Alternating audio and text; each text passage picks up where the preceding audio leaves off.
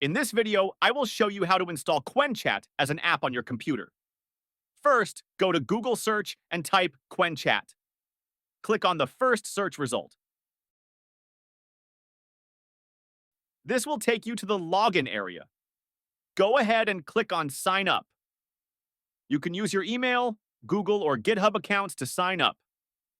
Once you sign up, you can use the chat app freely.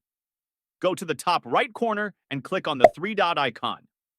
Go down and choose the Cast, Save, and Share option. Then select Install Page as App. A menu will pop up. Feel free to change the name.